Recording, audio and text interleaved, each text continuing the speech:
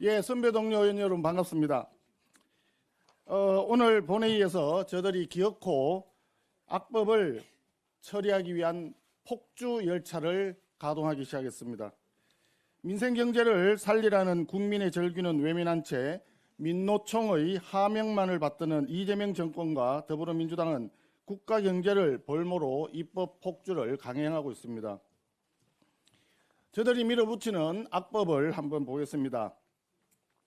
겉으로는 교육 정상화, 노동권 보호, 경제 민주화 이런 아름다운 미사역으로 포장을 하고 있지만 실상은 철저히 이념 편향적이고 특정 세력의 이익만을 위한 독선적인 악법들입니다.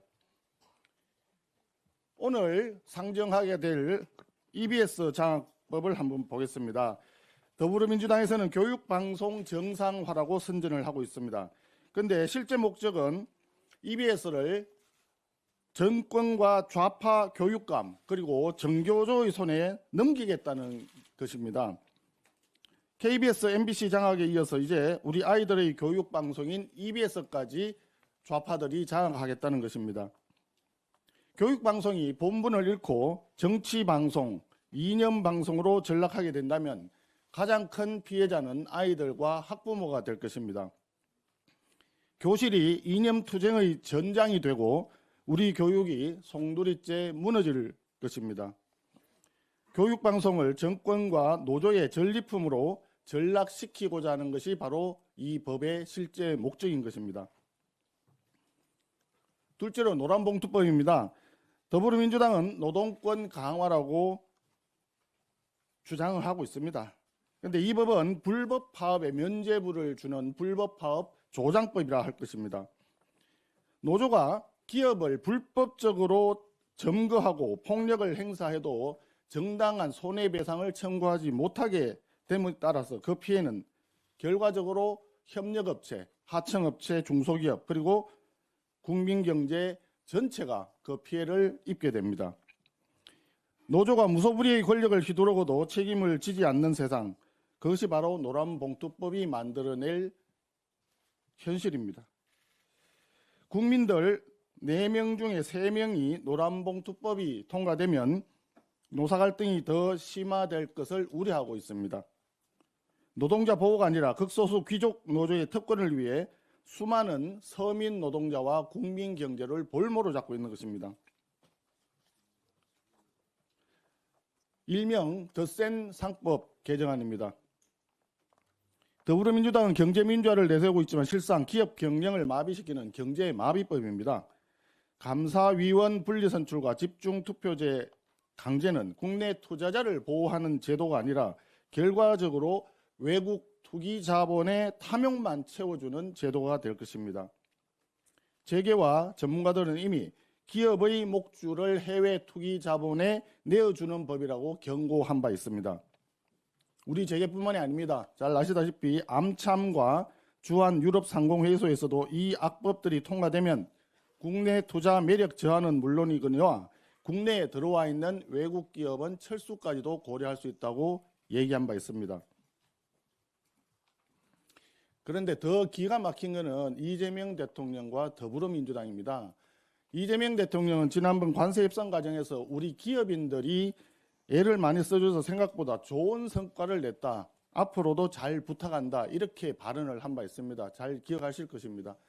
그런데 뒤로 돌아서서는 이 악법들을 강행 추진하면서 기업들의 뒤통수를 지금 치고 있는 이율배반적인 모습을 보이고 있다는 점입니다. 우리 기업과 국민들이 그렇게 만만한지 모르겠습니다. 정말 이재명 정권은 정신 바짝 차려야 합니다. 이재명 정권이 정신을 못 차리고 왔다 갔다 하는 사이에 자본시장은 자본시장대로 코스피 5천은 물 건너간 얘기가 되고 있고 경제는 경제대로 골병이 들고 있는 겁니다. 이거를 좀 바로잡아야 합니다. 그런 점에서 이번에 3가지 악법을 통과시키려고 하는 부분에 대해서는 우리가 기필코 막아야 됩니다. 이 3가지 악법은 결코 국민을 위한 법이 아닙니다.